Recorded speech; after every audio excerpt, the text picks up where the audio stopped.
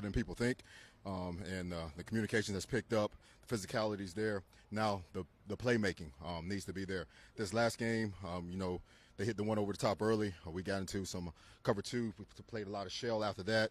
We really didn't stop the run out of the shell, and so sometimes we tried to get back into a heavier box, and they hit us over the top a couple more times.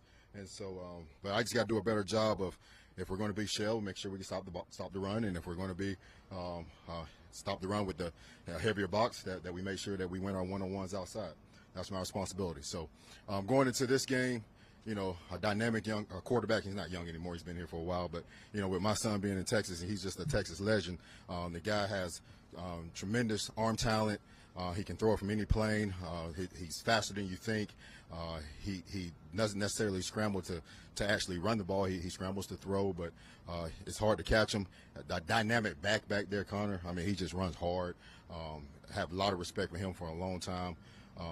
Young talented receivers. The offensive line, they've had some guys in and out. But I coached John Gannon in college, so I know he'll have an answer and a plan for that. And so, but just a lot of respect for this team, a lot of respect for who they are, because, like I said, the relationship I have with Gannon, and I know how he's going to have his team ready. So, any questions? I'm ready to hit them. Hi, Joe. You said you feel the defense is closer than probably people think. What have you seen from them over the last week to kind of make you believe that? Well, we talked about the first week there were some communication issues, and, we shored that up. We simplified some of the well, I'm not going to say simplified. We tweaked some of the coverages from the standpoint of reductions. Now it's still really the third down where, all right, sometimes we got to understand the leverage and make the plays. Now it's to the, all right, how can I help them make the plays, and get that done. So hopefully this is the week that we play the full brand of what we want to do. Yeah.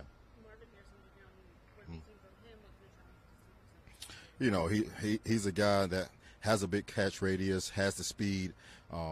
He can, but you put him out there at the X, he can, make you do things and tilt the coverage, and now that frees other people up. They have a dynamic tight end. I'm not sure if he's going to play or not because of the concussion, but he really opens up because of, you can't, really double both of them on early downs. But he's a good player. He's going to have a really good career, and we have to make sure that we stay on top of him.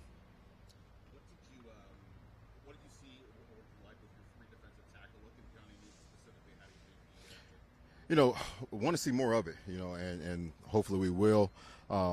It gives us the ability to get a little bit more stouter in the run. We're going to be heavier up on some techniques in there. Johnny, getting some more exposure. He can play outside. We have Payne more out there as the big end. Johnny can do that as well. So we have a couple more packages that we're going to use with those three and with two, traditional ends as well. So we're just putting together. Yep.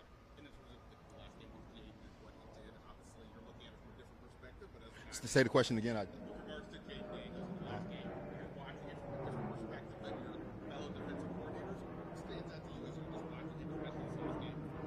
Just the same thing that we've said about the young man the whole time, his poise. There's nothing really too big for him.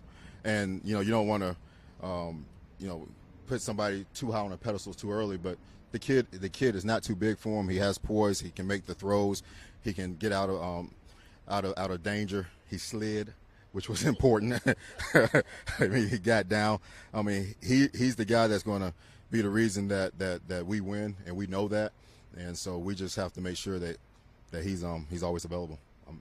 What's the balance for you? You brought up going from the shell to single high, stopping the run versus knocking over the top. Like, what's the balance in trying to play that game, I guess, to make sure you're not giving that opportunity?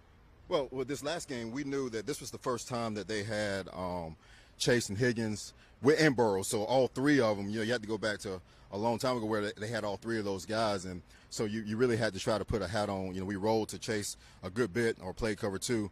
And so with the ability where we were getting up the field a little bit and they were trapping us and whamming us and getting some explosive runs. So when we tried to tie that down a little bit, they hit us over the top. And we knew they were in shot situations. We just have to play them. I got to do a better job of getting the guys to understand, hey, this is a shot look, okay? All right, they have to beat you somewhere else. They can't beat us over the top. And that's what I got to do a better job of making sure they understand that.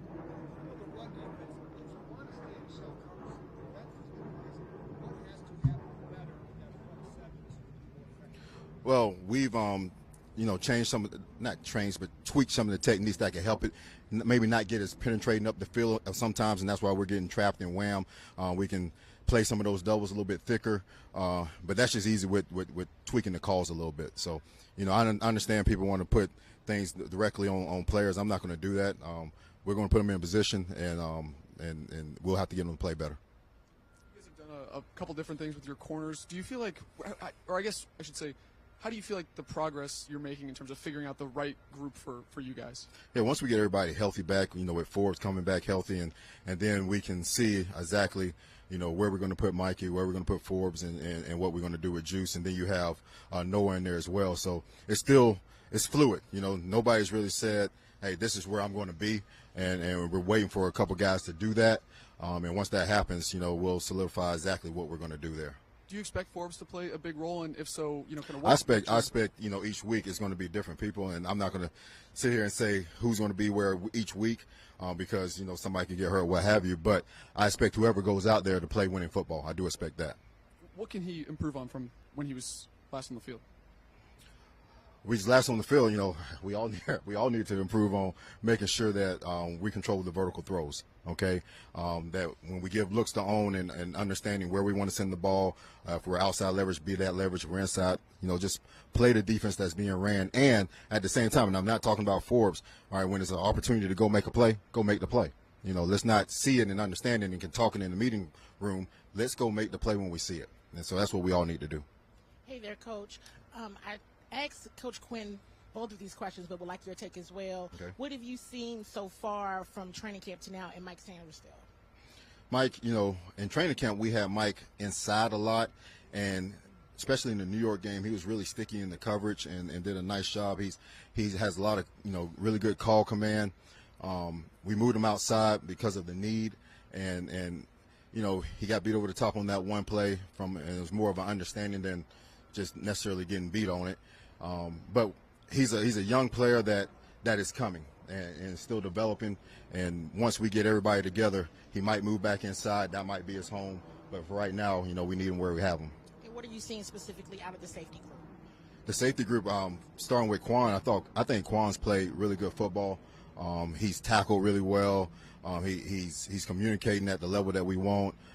Chin, he's coming in. He's giving us a force of being able to communicate down low.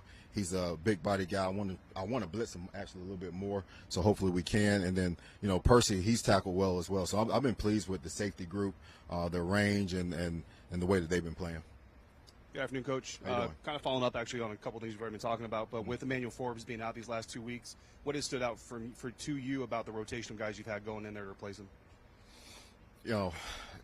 That right now, like I said earlier, that we haven't found the group that's going to go out there each week. I'm still waiting on a couple guys just to say, hey, I'm the guy that's going to just do this each weekend, and I don't care who it is. It could be somebody that hasn't played yet. It could be Chig. I don't care. I just want somebody to say, hey, I'm the guy. Let's go out here and play consistent, winning brand of football right now. And so that's what I'm looking for. And then following up on the safety question for Derek Forrest, is there something you need to see more out of him behind the scenes, or is it more just your confidence in the guys you have ahead of him right now? Forrest has done everything that we've asked him to do. He missed some time early, and I'm not down. I'm actually really high on Forrest, and he's somebody that when we can get more safety packages, that first off we have to get up and then get him on the field. But he's done everything. He's a great teammate. He's a great human being, and now we just got to find a way to get him on the field in certain spaces.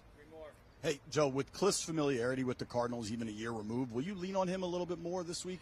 Yeah, we always talk to the guys that have had history here. He's coached the quarterback. A couple of our offensive players have been in the room, Zach and Driscoll. So, we always talk to those guys. But at the end of the day, our guys go to other places. It's only so much you really can get from people, because you don't know what they're going to call when they're going to call it. It's whoever has the chalk last, really. So you get a little bit from it, but you don't get as much as you think.